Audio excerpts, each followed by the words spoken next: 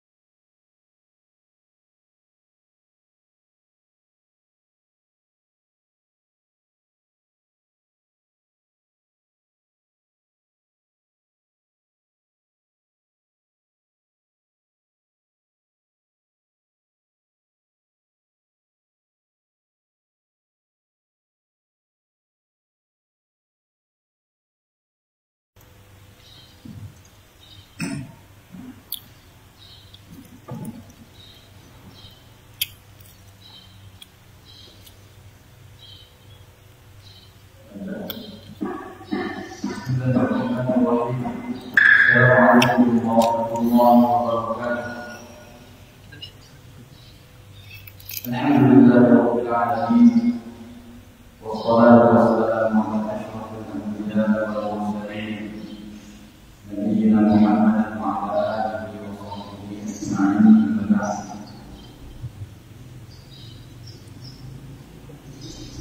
Ya Allah,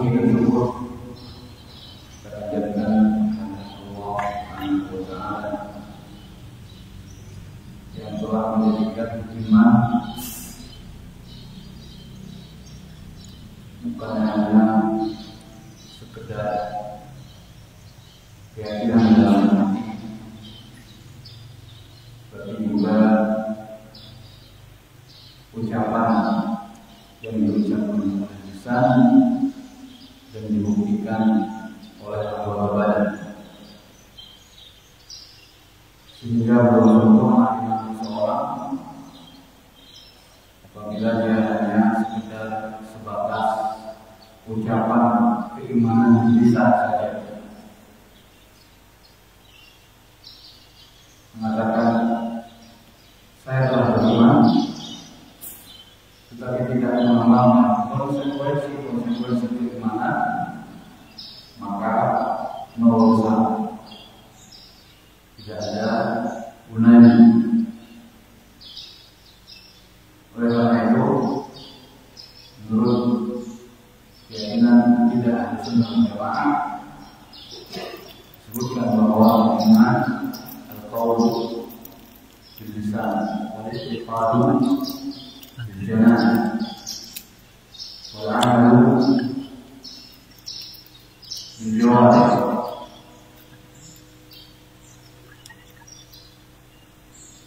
Ucapan manusia,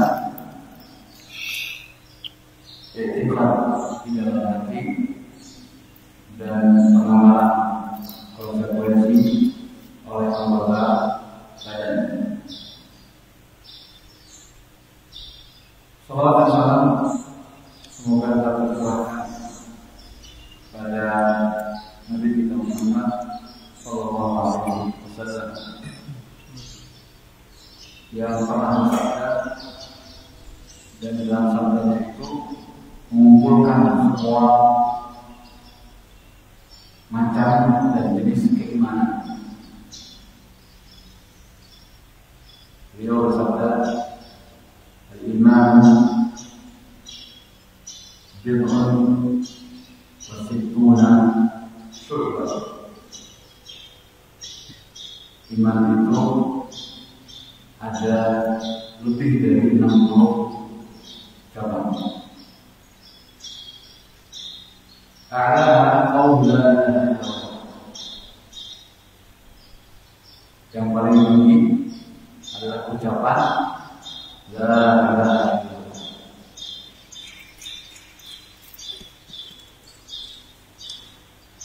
Imam Abdul Ada hadis sahih minal iman, menyingkirkan gangguan di jalan itu termasuk keimanan. Wal haya'u minal iman, dan rasa malu termasuk keimanan. Di situ terdapat 3 macam jenis atau macam keimanan yang disebutkan dalam akidah Ahlussunnah wal Jamaah tentang iman. Berisi ucapan, keyakinan di dalam hati, dan amalan. Semuanya adalah iman. Ucapan diawali dengan perkataan la ilaha illallah. Keyakinan dalam hati yaitu perbuatan hati diwakili oleh rasa malu, haya. Al-haya'u minal iman. Jadi iman itu juga termasuk perbuatan dan amalan anggota badan diwakili dengan lima atau ada dan menyingkirkan gangguan dari jalan. Jadi subhanallah, ada seorang ulama yang menggabungkan ketiga hal tersebut dalam hadis Nabi tadi. Jadi ketika dia memiliki rasa malu, kemudian jadi dia menggabungkan antara perkataan dan perbuatan yang merupakan bagian dari keimanan. Saat dia menyingkirkan gangguan, memindahkan sebuah gangguan di jalan yang dia temukan, sambil menyingkirkan itu dia mengatakan la ilaha illallah. Amalan qaulin Nabi sallallahu alaihi wasallam, dalam rangka untuk merealisasikan hadis Nabi tersebut.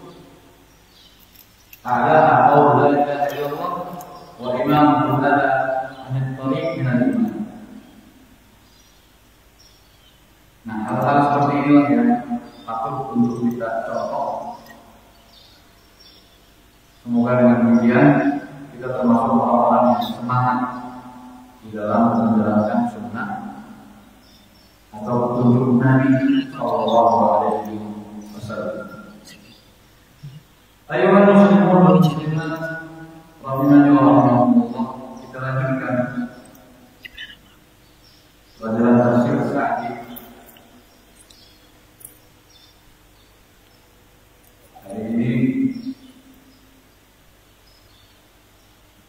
kita akan membacakan tafsir beberapa ayat dari ayat 83 sampai 86 surat Al-Baqarah. Masih membicarakan tentang pengambilan janji orang-orang Bani Israil. Allah Subhanahu wa Ta'ala berfirman, "A'udzu billahi minasy syaithanir rajim. Wa idh akhadna mitsaqakum la وَإِذْ أَخَذْنَا مِيثَاقَكُمْ لَا تَسْفِكُونَ دِمَاءَكُمْ وَلَا تُخْرِجُونَ أَنفُسَكُمْ مِنْ دِيَارِكُمْ ثُمَّ أَقْرَرْتُمْ وَأَنْتُمْ تَشْهَدُونَ ثُمَّ أَنْتُمْ هؤلاء تقتلون أنفسكم وتخرجون فريقا منكم من ديارهم تظاهرون عليهم بالإثم والعدوان وإن يأتوكم أسارى تفادوهم وهو محرم عليكم إخراجهم أفتؤمنون ببعض الكتاب وتكفرون ببعض فما جزاء من يفعل ذلك منكم إلا خزي في الحياة الدنيا ويوم القيامة يردون إلى أشد العذاب وما الله بغافل عما تعملون أولئك الذين اشتروا الحياة الدنيا بالآخرة فلا يخفف عنهم العذاب ولا هم ينصرون. Dan ingatlah tatkala kami mengambil perjanjian kalian, janganlah kalian menumpahkan darah-darah kalian, dan janganlah kalian mengeluarkan, mengusir saudara-saudara kalian dari kampung-kampung kalian. Kemudian kalian mengikrarkannya sedangkan kalian menyaksikan. Lalu kalian pun membunuh saudara-saudara kalian dan mengusir sebagian dari kalian dari kampung-kampung mereka. Kalian saling bantu-membantu di dalam dosa dan permusuhan. Dan apabila datang kepada kalian tawanan, kalian pun berusaha untuk membebaskan tawanan tersebut, padahal mengusir mereka itu pun haram bagi kalian. Apakah kalian beriman pada sebagian Alkitab dan kalian mengkufuri sebagian yang lain? Maka tidak ada balasan bagi orang yang mengerjakan demikian dari kalian kecuali kehinaan dalam kehidupan dunia, dan pada hari kiamat mereka akan dikembalikan kepada azab yang sangat pedih. Dan sekali-kali Allah tidaklah lengah terhadap apa yang kalian kerjakan. Mereka itulah orang-orang yang membeli kehidupan dunia dengan akhirat, maka tidak diringankan dari mereka azab sedikit pun, dan mereka tidak akan ditolong. Ya, 4 ayat ini Syekh Abdurrahman bin Nasir As-Sa'di mengumpulkannya, kemudian menafsirkannya. Beliau berkata, "Wa hadzal fi'lul madhkur fi hadhihi al-ayah fi'lun alladziina kanu fi zaman al-wahyi bil Madinah." Perbuatan yang disebutkan di dalam ayat ini adalah perbuatan orang-orang Bani Israel yang ada pada waktu turunnya wahyu ini di Madinah.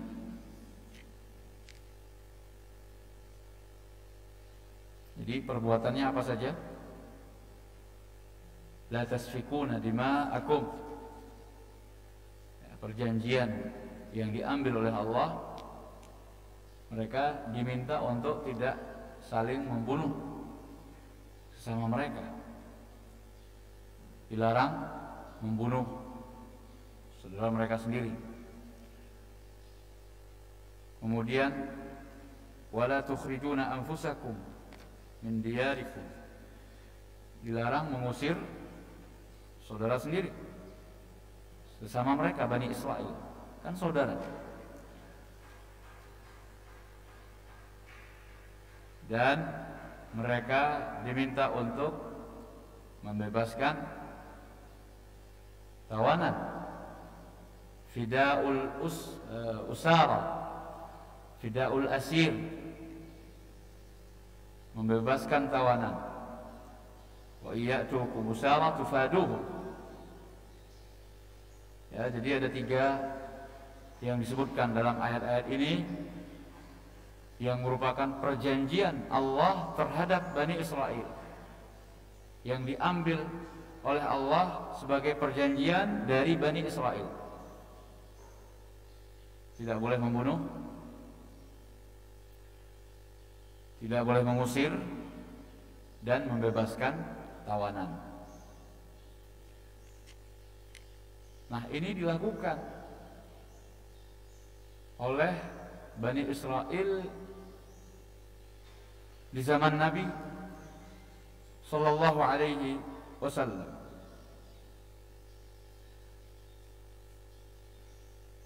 Ceritanya, wadzalika anna al-Aws wal Khazraj wa humul Ansar kanu qabla mab'ats an-nabi sallallahu alaihi wasallam musyrikin.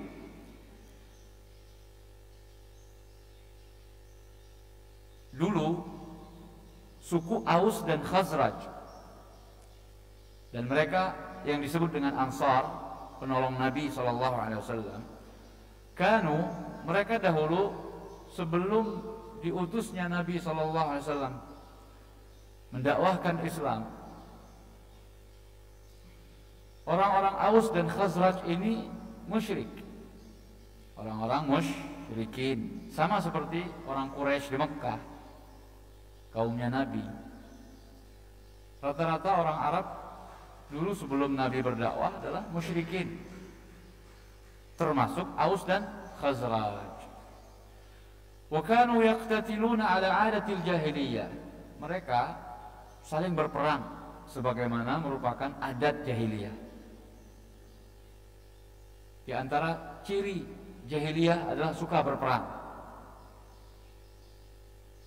Ya, karena begitulah kehidupan mereka. Kalau tidak berperang, mereka nggak hidup. Jadi seakan-akan hidup mereka itu untuk berperang.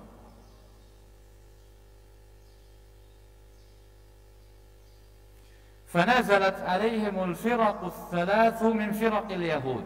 Maka datanglah pada mereka, tinggallah akhirnya bersama mereka 3 kelompok dari kelompok-kelompok Yahudi. Banu Quraidah, wa Banu Nadir, wa Banu Qainuqa. Jadi ada 3 kabilah Yahudi yang tinggal di Madinah. Dan ini sebelum datangnya Nabi SAW atau sebelum diutusnya Nabi SAW. Orang-orang Yahudi sudah tinggal di Madinah. Ada Banu Quraidah, ada Banu Nadir, ada Banu Qainuqa. Ini semuanya adalah suku atau kabilah orang-orang Yahudi, Yahudi Arab. Fakullu firqatin minhum halafat firqatan min ahli al-Madinah. Masing-masing dari kelompok Yahudi tadi, Banu Qainuqa, Nadir, dan Quraidah, mereka bersekutu dengan masing-masing suku di Madinah.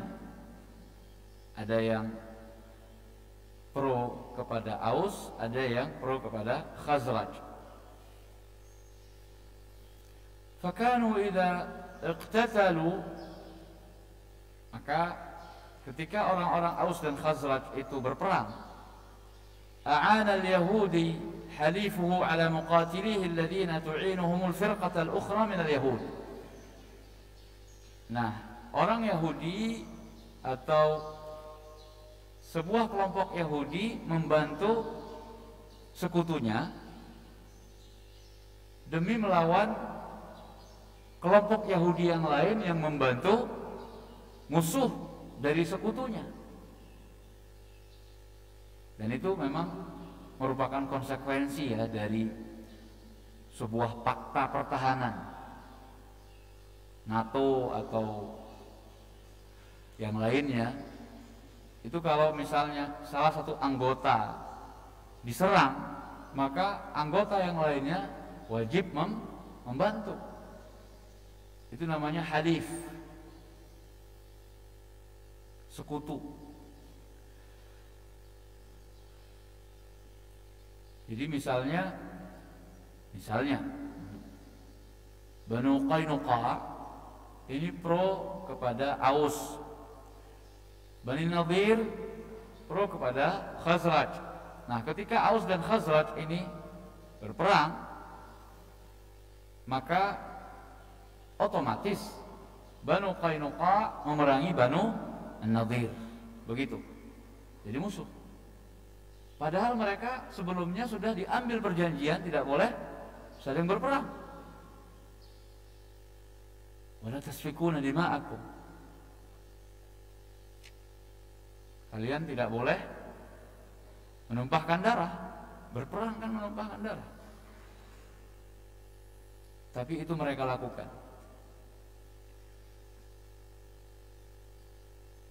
Fa yaqtulul yahudiyyul yahudiyyah. Maka orang Yahudi akhirnya membunuh orang Yahudi sendiri.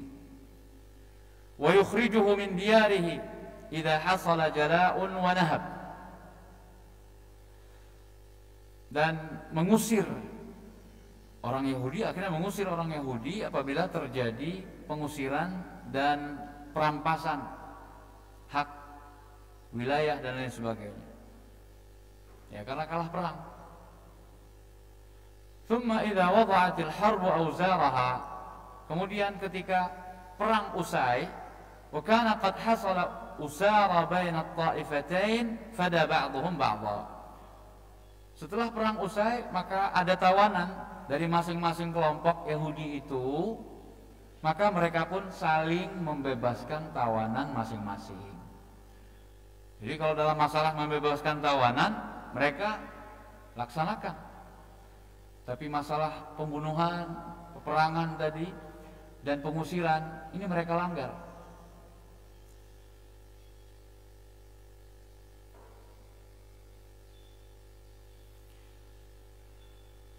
Wal umur tsalatsah kulluha qad furidat alaihim. Nah, Syekh menjelaskan, dan 3 perkara yang disebutkan tadi semuanya itu telah diwajibkan atas mereka. Itu perintah ya, tidak boleh berperang sesama kalian, tidak boleh mengusir orang-orang kalian sendiri, dan membebaskan tawanan. Fafuridha alaihim an la yasfika ba'dhum dama ba'd. Jadi yang pertama diwajibkan atas mereka untuk tidak menumpahkan darah sebagian mereka. Enggak boleh membunuh sesama Bani Israel, alias tidak boleh berperang. Wala yukhrija ba'dhum ba'dhan min diyarihim, dan tidak boleh mengusir sebagian dari mereka. Tidak boleh mengusir sesama Bani Israel. Wa idza wajadu asiran minhum wajaba 'alaihim fida'uh. Apabila mereka menemukan tawanan dari kalangan mereka, maka wajib bagi mereka untuk membebaskannya. Nah, fa'amilu bil akhir wa tarakul awwalain. Mereka mengerjakan yang ketiga, yang terakhir, tapi meninggalkan 2 yang pertama. Mereka hanya melakukan pembebasan tawanan, tapi larangan berperang sama mereka dan mengusir bersama mereka, ini mereka langgar.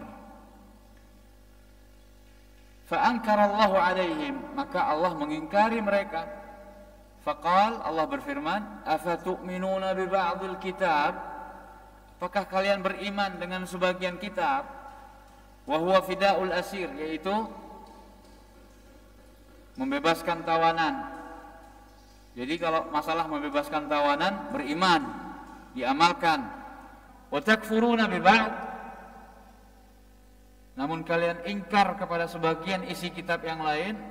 Wa huwal qatlu wal ikhraj, yaitu mereka melanggar larangan membunuh atau berperang dan mengusir. Itu mereka lakukan, malah mereka lakukan. وفيها دليل على أن الإيمان يقتضي فعل الأوامر واجتناب النواهي.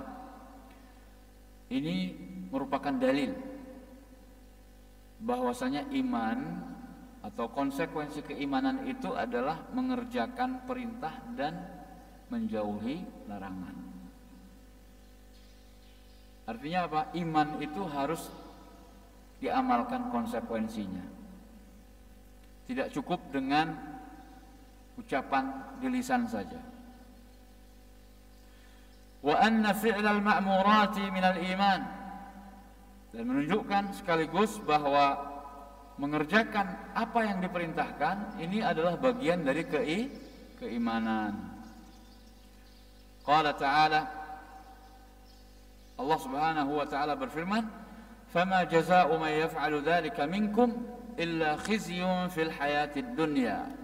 Maka tidak ada balasan orang yang mengerjakan yang demikian itu dari kalian kecuali kehinaan dalam kehidupan dunia.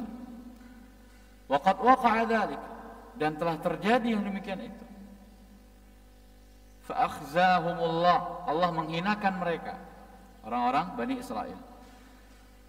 Wa sallata rasulahu alaihim, Allah pun mengutus untuk mereka rasulnya. Faqutila man qutil, kemudian terbunuhlah orang-orang yang terbunuh di antara Bani Israel.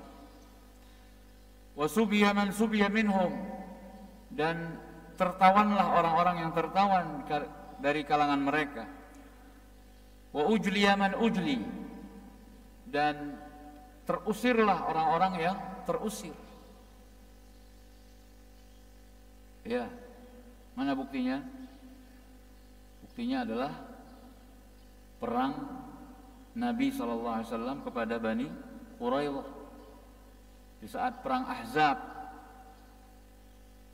Bani Quraidah sudah mengikat perjanjian. Ini Bani Quraidah adalah kelompok Yahudi yang terakhir yang masih tinggal di Madinah sebelum akhirnya terusir. Kenapa mereka terusir? Bahkan mereka dibunuh oleh Nabi SAW berdasarkan keputusan saudara mereka, saudara Bani Israel atau saudara Bani Quraidah. Siapa dia? Sa'ad bin Mu'adz, yang meninggal setelah kejadian Bani Quraidah, yang mana ketika dia meninggal, Arsy Ar-Rahman, arsy bergetar. Nah, Sa'ad bin Mu'adz ini diminta oleh Bani Quraidah untuk menetapkan dan memutuskan nasib mereka, karena mereka telah melanggar janji yang disebut dengan Piagam Madinah, melanggar konstitusi yang sudah pernah dibuat dulu antara Nabi dan orang-orang Yahudi, bahwasanya Islam dan Yahudi damai karena kita satu wilayah Madinah. Silahkan kalian tidak mau masuk Islam juga tidak apa-apa, kita bertetangga. Kewajiban kita bertetangga adalah saling menjaga keamanan. Kalau misalnya kami muslimin diserang oleh Quraisy atau siapapun yang menjadi musuh kami, maka kalian wahai orang-orang Yahudi, Bani Quraidah, wajib membantu kami. Begitu pula kalau kalian wahai orang-orang Bani Quraidah diserang oleh musuh kalian, maka kami kaum muslimin wajib membantu. Ini isi piagam Madinah. Dan ini berlaku antara Nabi kaum muslimin dengan orang-orang Yahudi yang masih tinggal di Madinah. Dan yang terakhir adalah Bani Quraidah. Namun ternyata mereka langgar, mereka khianati perjanjian tersebut. Maka Nabi ambil perhitungan. Setelah selesai perang Ahzab, di mana sekutu Quraisy pulang ke Mekkah, gagal karena dikalahkan oleh Allah. Terus Bani Ghatafan pulang ke daerah mereka, daerah Najd. Tinggallah Bani Quraidah. Maka setelah Rasulullah SAW ingin meletakkan pakaian perangnya, datanglah Jibril, masih lengkap dengan pakaian perang, masih lusuh dengan debu dan kudanya. Malaikat Jibril mengatakan, belum selesai perang, kamu diperintahkan ke sana yaitu Bani Quraidah. Akhirnya Rasulullah SAW pun menyerukan kepada sahabatnya, sehingga diperintahkan oleh Rasul untuk sekelompok sahabat terlebih dahulu mendatangi Bani Quraidah, sehingga terjadilah perselisihan yang sangat terkenal sekali, yaitu tentang salat asar di Bani Quraidah. Sekelompok sahabat itu ketika pergi ke Bani Quraidah mendapat pesan dari Rasulullah sallallahu alaihi wasallam, janganlah kalian salat asar sebelum sampai ke Bani Quraidah. Nah, ternyata dalam perjalanan salat asar sudah masuk dan mereka khawatir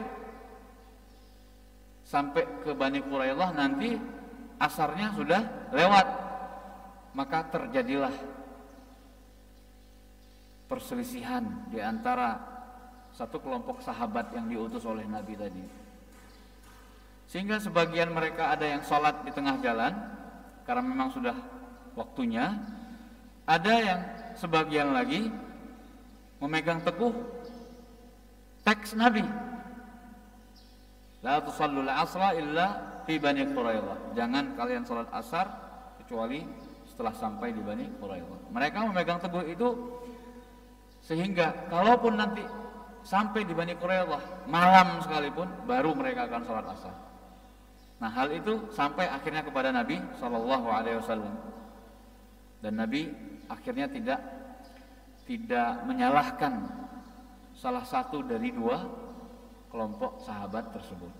Ya, itu cerita tentang sisi lain dari perang Bani Quraidah. Intinya Nabi akhirnya datang ke sana. Orang-orang Bani Quraidah tidak mau menyerah kecuali kalau keputusan tentang mereka diserahkan kepada Sa'ad bin Mu'adz.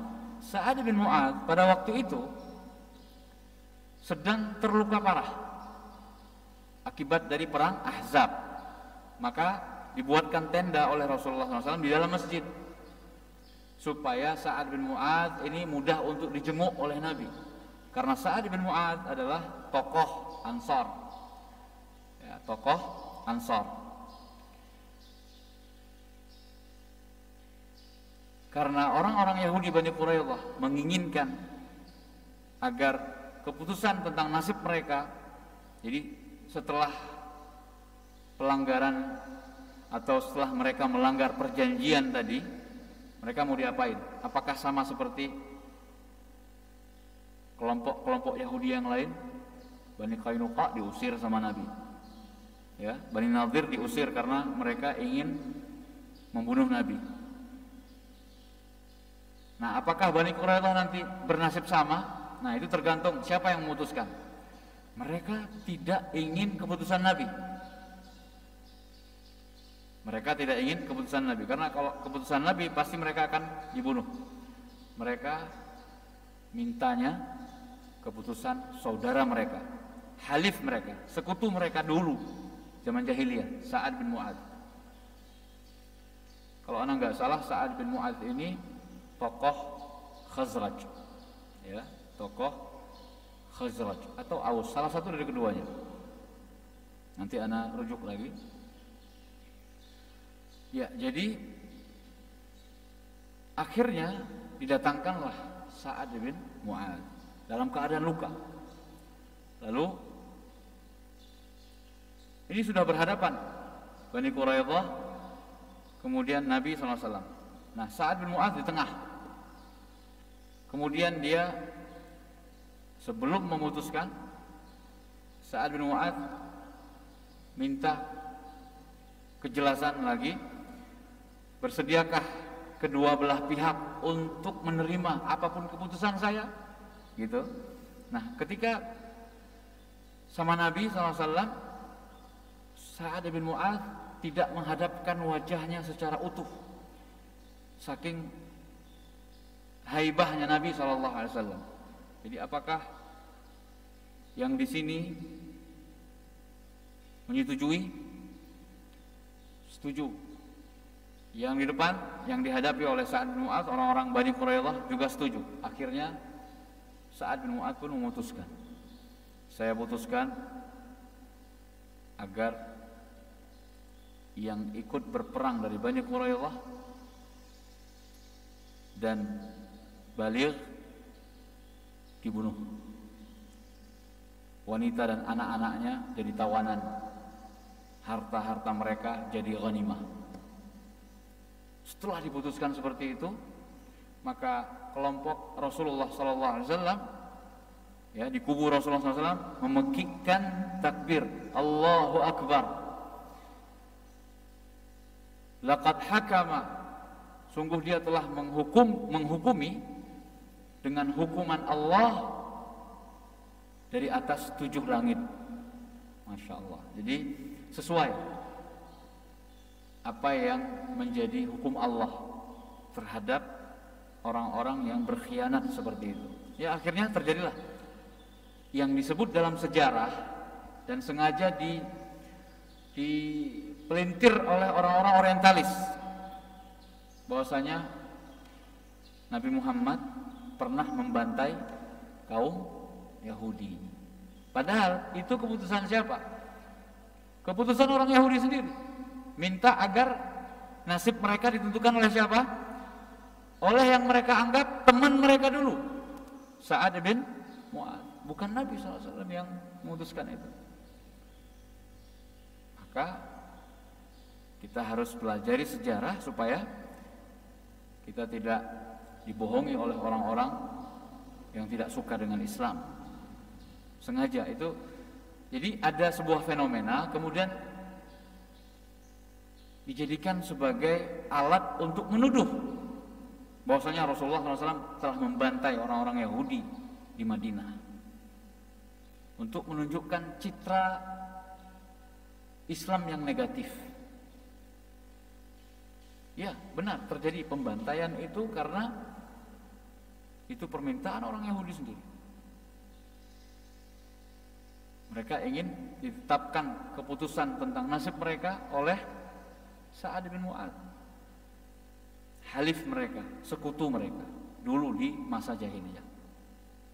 Dan subhanallah, Allah menetapkan takdir lewat lisannya Sa'ad bin Mu'adz, terjadilah hukuman yang pantas bagi mereka. Itulah yang dimaksudkan oleh Allah Subhanahu wa taala dalam ayat ini, fama jazaa'u may yaf'alu dzalika minkum illa khizyun fil hayatid dunya.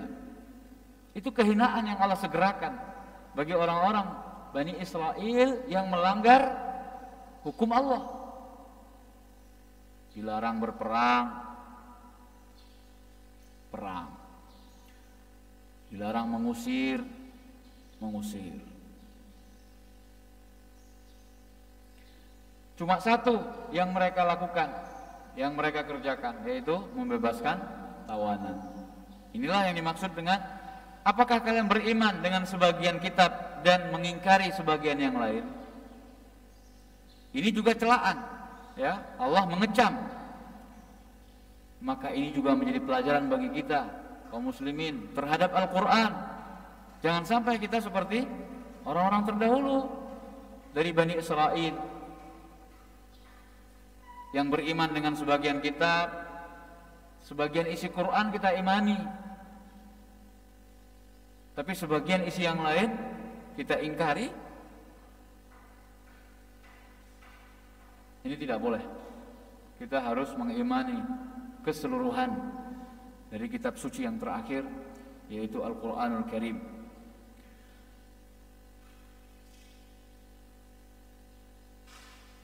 Fa'akhzahumullah wa sallata rasulahu alaihim. Maka Allah menguasakan kepada Rasulnya, yaitu Nabi kita Muhammad sallallahu alaihi wasallam, atas mereka orang-orang Bani Israel itu. Maka faqutila man qutil, terbunuhlah yang terbunuh. Siapa? Bani Quraidah. Wa subiya man subiya minhum, tertawan dari mereka yang tertawan. Ya. Seperti wanita dan anak-anaknya. Wa ujliya man ujliya, terusir yang terusir, seperti Bani Nadir terusir. Ya, seperti Bani Nadir yang telah terusir sebelumnya. Yang pertama kali terusir siapa? Bani Qainuqa. Kemudian Bani Nadir, kemudian yang terakhir Bani Quraidah.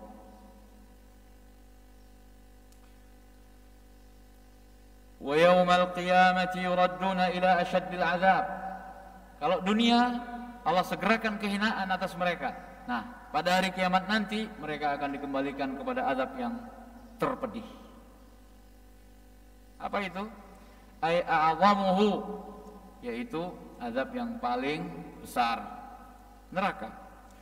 Wa mallahu bighafilin amma ta'malun, dan Allah tidaklah lengah, tidaklah lalai terhadap apa yang mereka kerjakan atau terhadap apa yang kalian kerjakan. Nah, kalian di sini bisa jadi maksudnya adalah orang yang diajak bicara dulu.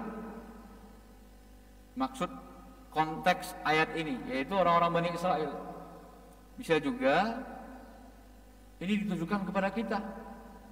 Allah itu tidak lalai dengan apa yang kita kerjakan. Semuanya akan diminta pertanggungjawaban. Thumma akhbara ta'ala 'an as-sabab alladhi awjaba lahum al-kufra bi ba'd al-kitab wal iman bi ba'dih. Kemudian Allah mengabarkan tentang sebab yang menyebabkan mereka mengkufuri sebagian kitab dan mengimani sebagian yang lain. Kenapa itu terjadi? Allah katakan sebabnya. Faqal, Allah berfirman, ulaika alladzina ishtarawul hayatad dunya bil akhirah. Sebabnya karena mereka menjual akhirat mereka hanya untuk membeli kesenangan hidup di dunia, supaya dapat kebahagiaan di dunia, mereka jual akhirat mereka. Seharusnya mereka mendapatkan kebahagiaan di akhirat, yaitu dengan cara mengimani seluruh perjanjian yang telah diambil oleh Allah atas mereka. Tapi karena keinginan dan ketamakan terhadap dunia, apa itu ketamakannya? Tawahhamu annahum illam yu'inu khulafa'ahum hasara lahum 'ar. Mereka menyangka, orang-orang Yahudi ini, kalau mereka tidak membantu sekutu mereka, orang-orang Aus dan Khazraj, maka mereka akan mendapatkan aib, celah. Hasara lahum 'ar.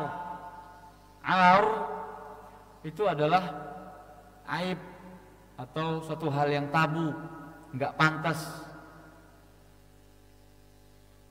Sekutu tapi kok enggak mau bantu sekutunya. Maka mereka pun melanggar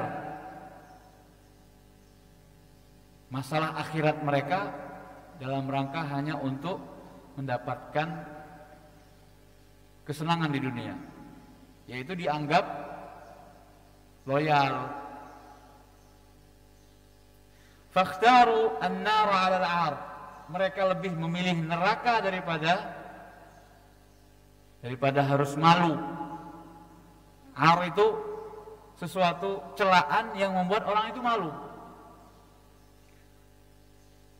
Saya sekutunya dia, tapi saya nggak bantu dia ketika dia diserang, malu saya.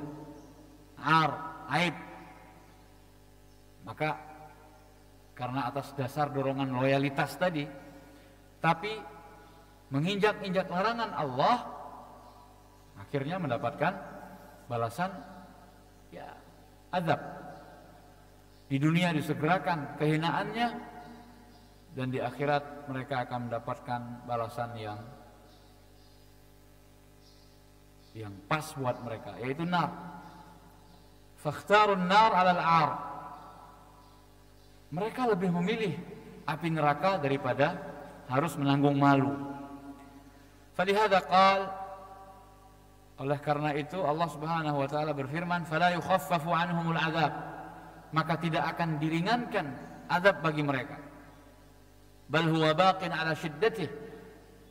Akan tetapi terus senantiasa keras selama-lamanya. Wala yahsul lahum rahah biwaqtin minal awqat, dan tidak akan pernah mereka mendapatkan sedikit ketenangan,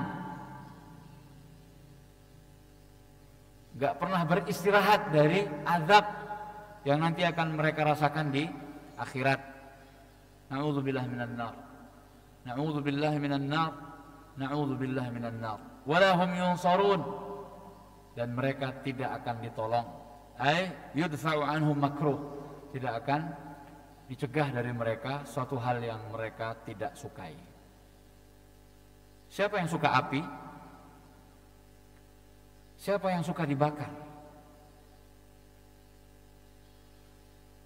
Dan siksa dengan api atau neraka itu adalah khusus, merupakan siksaan Allah Rabbul Alamin.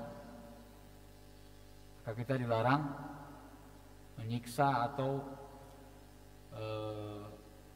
melakukan qisas, balas. Jadi bunuh balas bunuh itu tidak boleh dilakukan dengan cara membakar. Karena membakar atau menyiksa dengan api itu adalah siksaan khusus dari Allah Subhanahu wa ta'ala. Walahum yunsarun. Ya, kalau sudah dinafikan oleh Allah an-nasr, pertolongan, kehinaan yang lebih hina mana lagi kalau Allah tidak menolong hambanya? Dibiarkan oleh Allah mendapatkan siksa. Na'udzubillah. Ini membuat kita semakin takut untuk melanggar larangan Allah Subhanahu wa ta'ala. Makanya kita contohlah Abu Bakar As-Siddiq. Abu Bakar As-Siddiq adalah orang yang paling semangat di dalam menjalankan perintah Allah dan Rasulnya. Tatkala Rasulullah SAW wafat, beliau mengutus Usamah dengan pasukannya ke Tabuk. Dalam perjalanan, di tengah perjalanan, sampailah berita wafatnya Rasulullah SAW. Belum sampai ke Tabuk lagi. Nah, Usamah berhenti di situ, bingung. Bagaimana tidak mendengar wafatnya Rasulullah Sallallahu Alaihi Wasallam yang terjadi pada tanggal 12 Rabiul Awal, 2 hari yang lalu atau 3 hari yang lalu. 3 hari yang lalu 12 Rabiul Awal. Itu wafatnya Rasul. Sepakati oleh seluruh kaum muslimin. Para ulama tidak berbeda dan tidak berselisih pendapat tentang tanggal dan bulan kapan Rasulullah wafat. 12 Rabiul Awal tahun 11 Hijriah. Mendengar berita wafatnya Rasul, gimana tuh perasaan para sahabat? Umar saja sampai seperti itu. Seperti gamang ya. Apa iya Rasulullah wafat? Ketika mereka menyadari wafatnya Rasul SAW, kesedihan yang sangat itu pun tidak bisa terbendungkan dari mereka. Kekasih mereka, orang yang paling mereka cintai, lebih daripada orang tua mereka sendiri, anak-anak mereka sendiri. Akhirnya mereka harus menerima kenyataan yang pahit itu. Ya, begitu menyedihkan ya. Namun Abu Bakar As-Siddiq begitu tegarnya dan begitu tabahnya, tetap ketika beliau sudah dibaiat ya, sudah diangkat untuk mengganti Rasulullah SAW, sehingga beliau disebut dengan Khalifatur Rasul, khalifah pengganti. Di antara program beliau adalah meneruskan Usamah dan pasukannya ke Tabuk sebagaimana yang diperintahkan dan diinginkan oleh Rasulullah SAW. Padahal saat itu secara situasi politik, situasi stabilitas Madinah, banyak orang-orang Arab di sekitar atau di lingkungan di luar Madinah itu yang murtad. Kabilah-kabilah di luar Madinah, orang-orang Arab itu banyak yang murtad, nggak Islam lagi. Kenapa? Loh, kok nabinya mati? Kan gitu. Yang dulunya bayar zakat kepada Nabi, akhirnya ada yang nggak mau bayar zakat lagi. Kenapa? Dulu kami bayar zakat kepada Rasul, yang mana doanya adalah yang kami harap-harapkan. Kamu Abu Bakar, apakah Rasul? Tidak, maka udah kami nggak mau bayar zakat lagi. Makanya di zaman itu stabilitas negeri Madinah itu agak tidak stabil. Makanya banyak sahabat yang menyarankan kepada Abu Bakar untuk mengembalikan pasukan Usamah atau Usamah dan pasukannya. Jangan menyerang orang-orang di Tabuk, karena orang-orang di Tabuk itu termasuk wilayah kekuasaan Imperium Romawi. Jadi memang karena keinginan Rasul untuk memperluas dakwah,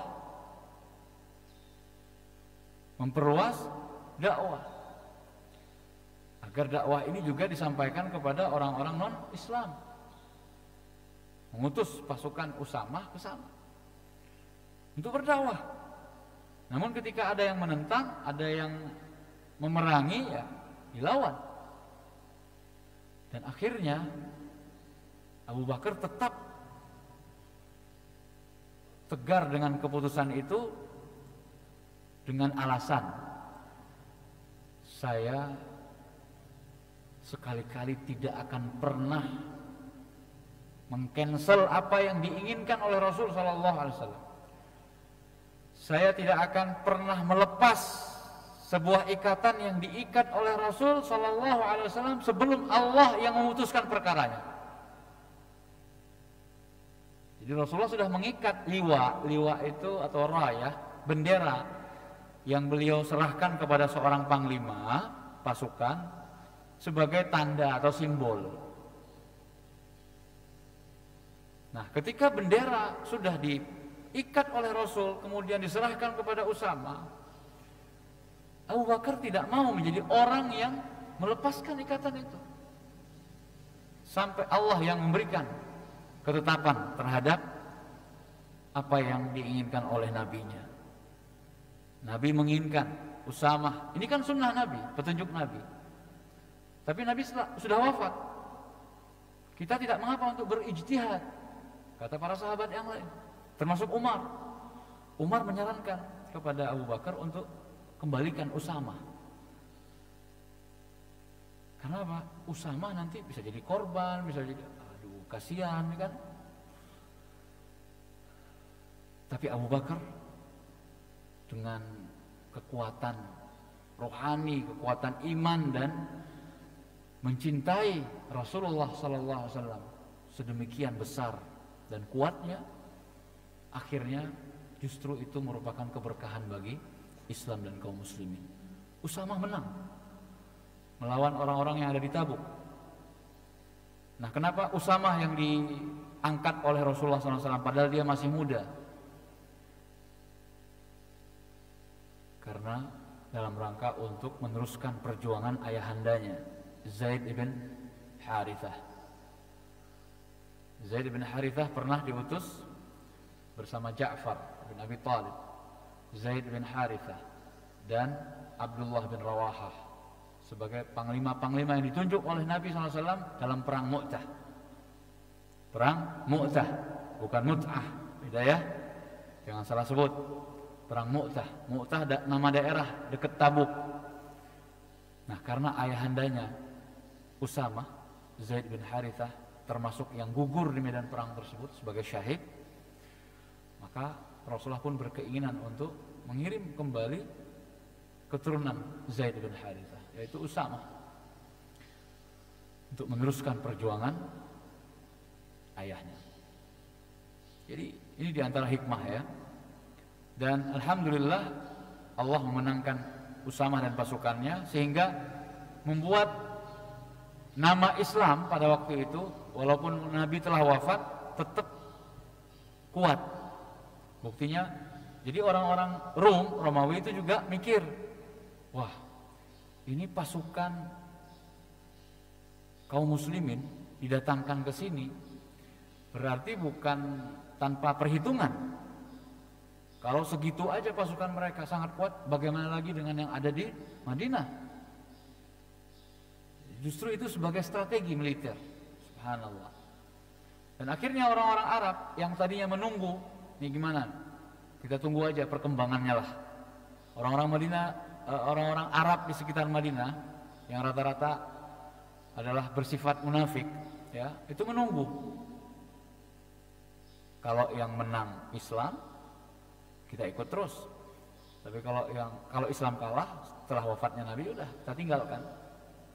Begitu. Itulah ciri-ciri orang munafik. Melihat mana yang menang, mana yang kalah. Mana yang menguntungkan buat mereka. Itu kan yang dipikirkan oleh Abdullah bin Ubay bin Salul. Kalau Quraisy yang menang, kita ikut Quraisy. Tapi kalau muslimin yang menang, ya kita pura-pura Islam terus. Allahul musta'an. Mudah-mudahan kita dijauhkan dari sifat-sifat kemunafikan. Amin ya rabbal alamin. Demikian, insyaallah akan kita lanjutkan. Kita tutup dengan doa kafaratul majlis. Subhanakallahumma wa bihamdika asyhadu an la ilaha illa anta astaghfiruka wa atubu ilaik. Wa sallallahu ala nabiyyina Muhammad wa ala alihi wa sahbihi wa sallam wa akhiru da'wana alhamdulillahi rabbil alamin. Assalamualaikum warahmatullahi wabarakatuh.